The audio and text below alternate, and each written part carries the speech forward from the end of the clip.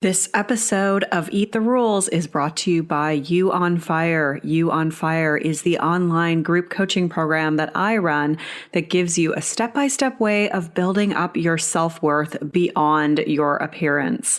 With personalized coaching from me, incredible community support, and lifetime access to the program so that you can get free from body shame and live life on your own terms. Get details on what's included and sign up for the next cycle at summerinanen.com/you on fire. I'd love to have you in that group. This is Eat the Rules, a podcast about body image, self-worth, anti-dieting, and intersectional feminism. I am your host, Summer Inanen, a professionally trained coach specializing in body image, self-worth, and confidence, and the best-selling author of Body Image Remix. If you're ready to break free of societal standards and stop living behind the number on your scale, then you have come to the right place. Welcome to the show.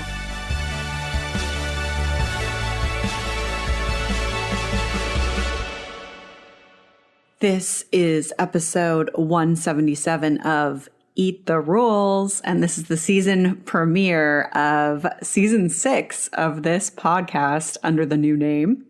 I'm talking about why I changed the name of this podcast, what you can expect from this season of the show, and where to start if you're new around here. I'm also going to talk about what to do if you stare at yourself all day on video calls, because that is something that's been coming up a lot. You can find all the links and resources mentioned in this episode at summerinanen.com/177. Before we begin, I want to give a shout out to Tiny Christini, or Teeny Christini, who left this review. I love this podcast. There is such a variety of topics that I find absolutely empowering. As a woman who has always tried to encourage others, listening to the stories and advice from many different people makes me feel there is hope. Thank you so much. I'm so glad to hear that. That's what I want. I want people to feel hopeful. That's the point of this podcast. And if you want to leave a review, I would absolutely love it if you did. You can go to iTunes, search for search for Eat the Rules, and then click ratings and reviews and click to leave a review or give it a rating, and definitely subscribe to this show. You can subscribe via Spotify, Stitcher, Apple Podcasts, or however you listen to podcasts these days. And if you haven't already done so, make sure you grab the free 10-day body confidence makeover at summerinanen.com/freebies with 10 steps to take right now to feel better in your body. Welcome to the new version of this podcast, now called Eat the Rules. If you listened to Fearless Rebel Radio, we had a name change. If you're new around here, welcome. But if you listened to the last episode of this podcast, you would have heard me say that I was going to put this podcast on hold for a month, but it's been 2 months since the last new episode. And the reason for that is once I decided to make the name change, I decided I didn't want to do it like halfway through a season. There was no point in me releasing a couple episodes and then changing the name. So I just put the whole thing on hold until the name change was completely done and the new graphics were done. And I needed some time in order to do that. And I also take forever to make decisions. I'm so indecisive. And historically, I have a really bad track record of choosing names. So I was really careful with this one. And I know that some of you might not like it, and that's okay. I know it's not going to be for everybody, but it feels good for me. It feels good on right now. And I'll talk a little bit more about that in a minute. In this episode, in the season 6 premiere, I'm going to be talking about why I changed the name, what to expect from this season, where to start if you're new around here, or you just want some hot episodes to refer back to or to refer friends to, and what to do if you are on video calls all day long, because that is impacting the way we feel about ourselves, according to a lot of my clients and the people I work with. And just from what I've heard. And as someone who works online and uses video calls for everything, I can tell you it is just not natural to look at yourself all day. So I'm going to talk about what to do if you do that. Before we get started, I just want to say that it is November 10th. at the time of this recording. The 2020 US election has just happened at the time of this recording. And I am so happy that that racist, misogynistic piece of shit of a human has been elected out of office. And I am so happy that Kamala Harris is the first Black and first South Asian and first female vice president elect. And yes, I'm Canadian, but I'm an hour away from the border. I have family in the US. I have a lot of friends there. I have a lot of clients. I have a lot of listeners that care about you. And let's be honest, the US has a huge influence on my country and the rest of the world.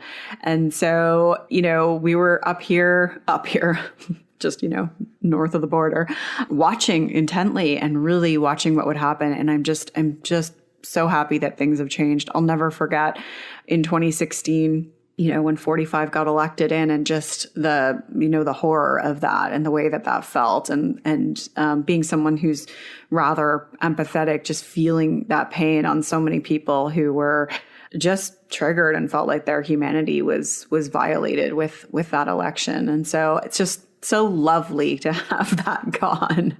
And here's the thing, that systemically that is not gone, but the voice and the power of that horrid human being is now going to be fading away, which is lovely.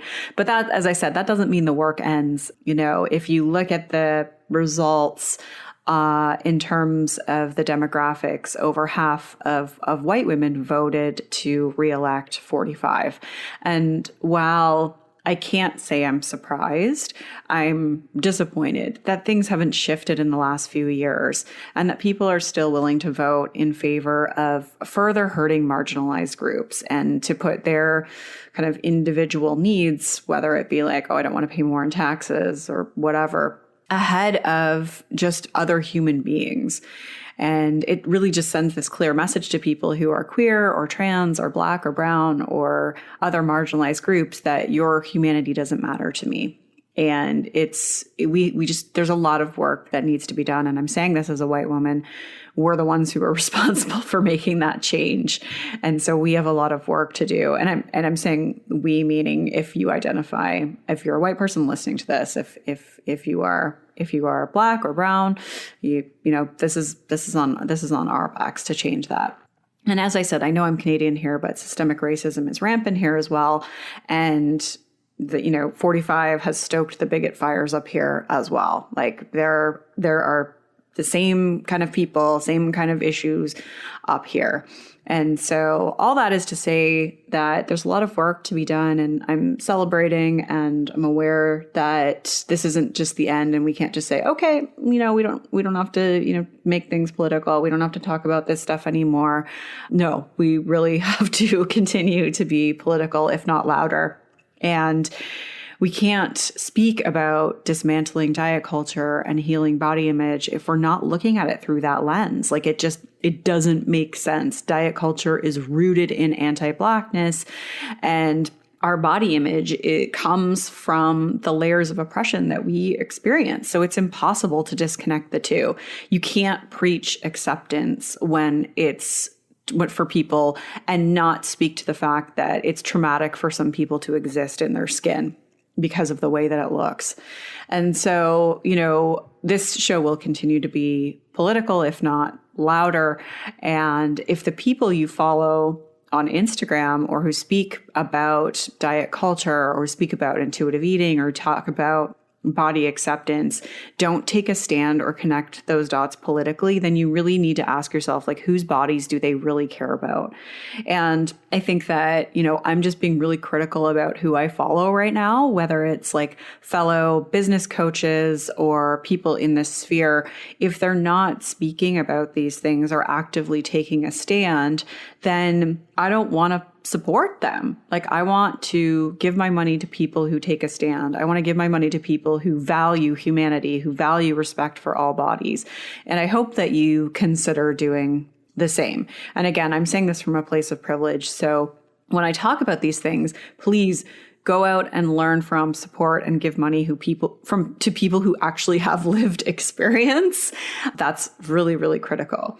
And this past week, I've seen a few people with really big followings be silent or, take a like, we don't talk about politics stance. And I think that that's utterly ridiculous. And it sends a clear message that profits are more important than standing up for other people's rights, and that they only care about certain kinds of people and not others. And I refuse to give money to people who do that.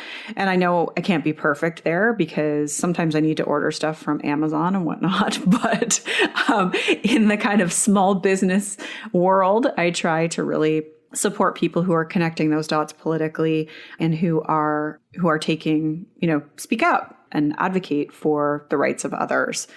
And so I just wanted to say that because it's just really relevant to what's going on right now. And I don't think that Biden is perfect. It's so funny because up here in Canada, like he would almost be considered like more conservative, but because our politics tend to skew much more left than right. But anyways, it's better than what was there before, and we can celebrate Kamala and move forward from there. Okay, let's talk about why I changed the name of this podcast. So for those of you that don't know, this podcast was created in 2014. That seems like so long ago, like eons ago. And I created it spontaneously. I created it in a week, just threw it together, like Googled how to start a podcast and literally threw it together. And so the name kind of came spontaneously, and there was no real forward thought as to, what I was going to do with this podcast. And it grew into this thing. It grew into like this extension of myself and like the platform that I use to really communicate and connect with people. I never really thought it was going to be that when I first started. And the name was just picked spontaneously. And as I said, historically, I've just had a poor choice of naming things.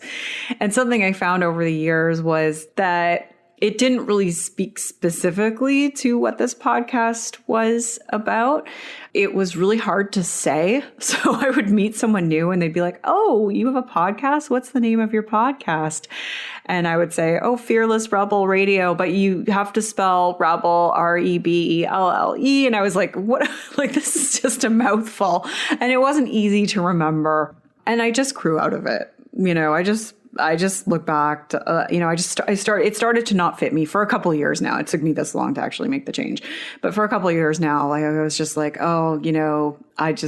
it's just not, I don't love it. I don't even like saying it. I don't like telling people about it. And that's a problem because I really do love this podcast and I'm proud of it. But it was the name that was really throwing me for a loop. And I really wanted something that wasn't gendered. So the way I had Rebel spelt was like, very sort of feminine, I guess. And I wanted to kind of make this like neutral and not so binary. That was important to me as well. And so the two names that I had, it was between Eat the Rules and Life Beyond the Scale. And I had people vote in Instagram stories. Maybe you were one of those people that voted. And if you were, thank you so much. It helped me a ton.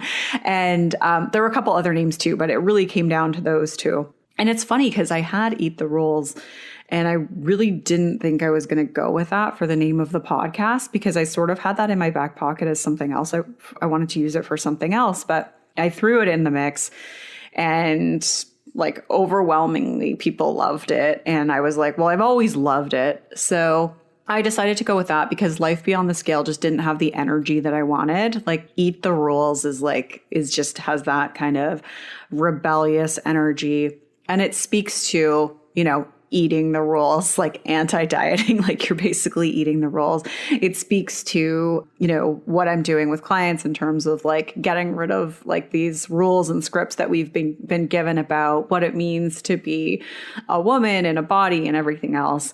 And it will allow me to evolve. Like it can sort of change and shape shift with me if I do change down the road. And so that's why I made that decision. And I've made another big decision just business wise. I got rid of my body image remix program. I still have the book, but I got rid of the program. Again, it was just something that I wasn't super excited about anymore. And I really wanted to focus on the things that made me fired up. I'm only working part-time because I'm doing part-time childcare with my son as well. And so it really has forced me to be like, okay, you can only focus on things that really fire you up. And so all my energy is on my You on Fire program and the handful of private clients that I work with. And so I just wanted to get rid of anything else that was taking up space or keeping me awake at night. And sometimes you have to do that. Sometimes we need to drop the things that are no longer serving us and really focus on the things that feel truly authentic and make us fired up. And so let that be your inspiration to do the same. So again, just thank you to everyone who helped me in this process. It's one of those things I can't do alone. And it's not like I chose something based on other people's opinions. It was that I just really needed some other opinions in that, because there's certain areas that I'm just not that skilled at. Copywriting is one of them. It's why I have a podcast where I speak instead of, places that I write. Sometimes I can write really well, but it's just not something that comes to me as well as some other things like coaching and speaking. This episode is brought to you by the Body Peace Conference happening November 19th and 20th. Body Peace is a first of its kind international virtual body image and eating disorders conference, creating a space where people can get practical training, inspiration, and information about eating disorders and body image.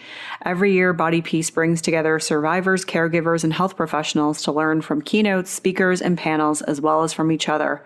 Body Peace takes place online through Zoom, so you can tune in from anywhere. And this year, Body Peace 2020 is proud to present speakers including Virgie Tovar, Anita Johnson, and trainings for physicians, dietitians, and psychotherapists. Body Peace is a revolution open to all, with registration available on a sliding scale and no one turned away for lack of funds. To learn more and to register, you can visit bodypeaceconference.com. And remember, this is happening November 19th and 20th. So get your tickets now. And so what to expect from this season is kind of the same thing. I have some fantastic interviews recorded already with people such as Victoria Welsby, who you may know as Fierce Fatty, who is a great friend of mine. And we talk about her experience on the BBC show, Who Are You Calling Fat?, as well as how to work through internalized fat phobia. I'm also chatting with Natasha Ngindi, where we talk about why the BMI is racist and bullshit. And you may know her as the Thick Nutritionist on Instagram. And then I'm also got a great interview with Victoria Albina, where we talk about healing from people pleasing and more. And so also have this really awesome interview with Louise Adams about just the way the pharmaceutical industry have propped up these, and I'm using this word in quotation marks, obesity organizations that are using the language of activism to infiltrate this and get the pharmaceuticals for weight loss drugs into the hands of more people. I don't know if that made any sense what I just said, but it is so fascinating. She's done so much research on it. And so I have this really cool interview with her that is coming up too. And then I have a few more interviews scheduled for November and December with some amazing people that I'm super excited to get out to you. So there's going to be some really kick-ass interviews this year as well. I'll be back with several more of the body image series episodes. I've got a few ideas kicking around there that I'm excited to share with you, because those were some of the more popular episodes from the previous season. And so where to start if you're new here, or if you are looking for some places to go while the new episodes come out. If you haven't already listened to, a great place to start is episode 174, parts 1 and 2, which is my story. If you want to know who I am or why I do this work, that is a great place to start. Other really good places to start, episode 170 with Christy Harrison. It's Anti-Diet and Intuitive Eating 101. That one is so comprehensive in terms of why diets don't work and why they're being promoted the way they are, and the sort of bullshit behind things like, quote unquote, the obesity epidemic and things like that. So just really amazing, such a detailed, well-researched episode with Christy Harrison. we're talking a lot about like the intersection between race and body image and things like that. So definitely check out episode 169, Fitness, Racism, and Body Image with Chrissy King. And then if you're looking for more body image support, I've got my body image series, episodes 158 to 163 specifically. They cover how to feel better in your body, the connection between intuitive eating and body image, and why body image work is so important in terms of healing towards becoming a better intuitive eater, detaching from the thin ideal, overcoming comparisons, and more. And so those were all in the most recent season, the last season. And I think that they're like really good go-to episodes. There's a lot of thought that went into each of them, and some really great guests there between Chrissy Harrison and Chrissy King. And so if you're looking for some ones to go back to, those are some amazing ones. And the last thing I wanted to talk about here was just what to do if you are on video calls all day. So this is something that's come up a lot recently with some of the people in my You on Fire program. They'll come to me and say, oh, I'm on these video calls all day, and it's really just either distracting or difficult to be staring at myself all day. Like I start to become self-conscious, or I notice myself just fixating on like my appearance. And like, here's the thing. It is not natural to look at yourself all day like that. As someone who works via video most of the time, and I would say that, I feel pretty neutral in my body, I don't even like that. Like, it's weird and it's distracting. And I just don't think it's healthy for anyone. And if you think about like, if it wasn't COVID times and we were still meeting people in person, you wouldn't be meeting them in person with a mirror in front of you as well. Like that would be so awkward and strange. And yet that's what we're doing when we're on video calls all day. It's like having this mirror in front of you as well. And so even if your body image is rock solid, I still think it's a little strange. And I mean, maybe if you don't, that's fine, like to each their own. But for most people that I've talked to, it's very distracting and can cause you to kind of fixate on your body. When I'm working with people, there's two different ways I use imagery and mirrors. I think if people are kind of in that like mirror checking phase, that initial sort of phase of the process where they're really hyper fixated on the way that they look, then I have them take time away from really looking in the mirror. And we do a lot of work around what to do instead of mirror checking. Conversely, if someone is kind of feeling like every time I look in the mirror, I look and think like, oh my God, who is that person? Or every time I see a photo, I cringe. Then we work on with becoming more familiar with those images and actually using like either the reflection in the mirror or photos in order to heal and to really normalize how you look, so that when you look in the mirror or when you look at a photo, you can look at it and sort of be like, oh, there I am. Like, that's me. And it's not this unfamiliar person because you've avoided it for so long. So it's always individual. Like, I would never say to everyone like, oh, you should avoid the mirror, or, oh, you should really, do some work with the mirror or with photos. I think it's highly individual. It depends on your relationship to it now. And so kind of the same thing with like video calls. For a lot of people, I think that it is like, maybe you want to have it sometimes, but there's a diminishing point of returns. I think that looking at yourself for an hour, 2 hours, like 8 hours a day, that's really strange and odd. It's very different than like looking at yourself in the mirror for 1 minute. So for most people, I would say, it's beneficial to hide that view on video calls. And I'm going to tell you how to do that. But I just wanted to give some context to that, because when I talked about this earlier, someone said to me, oh, like it's actually really helped me become familiar with my image. And I was like, oh, okay, that's cool. Like that can work too. And you can use it in that way. But if you're finding it's distracting or you're finding it's making you feel worse, then there's a way to do that outside of when you're actually trying to have a conversation with someone on a Zoom call. And I'm using Zoom because I feel like that's the platform that most people use. And so I saved this in my Instagram stories because I do feel it's more of a visual demonstration. So if you want to see how to do this on a Zoom call, go to my Instagram stories, look in the highlights. There's one that says how to hide. I think it says like hide self-view Zoom or something like that, because it was too wordy. It wouldn't let me put it as an entire sentence. You'll be able to find it. I don't have that many highlighted stories, and they're all incredibly outdated. I think they're all like 2 years old. It's something that's on my to-do list. But real quick, what you do is when you're on Zoom, you just go to your image. There's that little menu with the 3 dots. You click on that, you click hide self view, and then you might still see your view there. And that's okay. Just then go switch it to gallery view instead of, I think it's called, I can't remember what the other option is, but just do that and it'll flip it over and then you'll just see the person you're talking to and not yourself.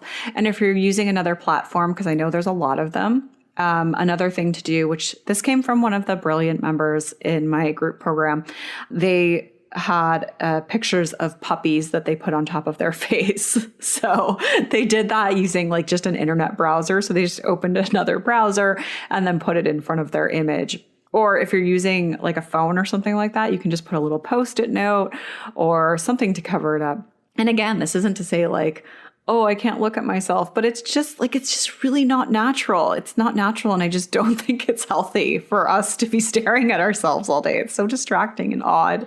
So hopefully that helps you. Like, I just think it can have a really big impact. And I've been surprised at how many people didn't know that they could do that they could hide that view. I personally didn't know. It was actually Glennis Oyston who told me, Glennis Oyston of Dietitians Unplugged. She's the one that told me how to do it a few months ago. And I was like, you just changed my life. Not that it was like bothering me, but it's just, I found it really, it's always just been really distracting. And so giving her credit for telling me and then me telling everyone here. So that's it for this episode. I got the first interview episode going live next week with Victoria Wellesby. So stay tuned for that. And if you are looking to continue to connect with me, then definitely make sure you're on my email list. And you can do that by getting the free 10-day body confidence makeover at summerinnanen.com/freebies. If you want to work with me, then get on the wait list for You on Fire. You can do that at summerinnanen.com/You on Fire. And if you are a coach or a anti-diet professional, so a coach, a therapist, a personal trainer, a dietitian, anything like that, and you want to receive support from me, either from, business advice or stories from my experience as an entrepreneur, or how to help clients with body image coaching, then I have a separate email list for you. It's summerinnanen.com/updates-coaches. I will link to that in the show notes for this episode. And I just send monthly updates with just lessons I've learned. It's pretty raw. It's pretty honest. It's pretty no BS. And also giving you advice on how to help clients with body image as well. So that is it for this episode. Thank you for being here. And thank you so much for helping me with this name decision. I'm so excited about this now. I'm so excited to say the name of this podcast, Eat the Rules. Maybe I'll get some t-shirts made. We'll see. We'll get some merch. I don't know. But I just want to thank you so much for your support. Thank you so much for being here for all these years too. It's just amazing. And until next time, rock on.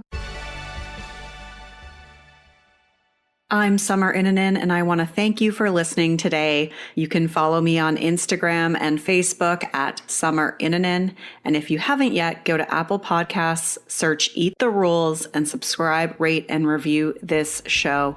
I would be so grateful. Until next time, rock on.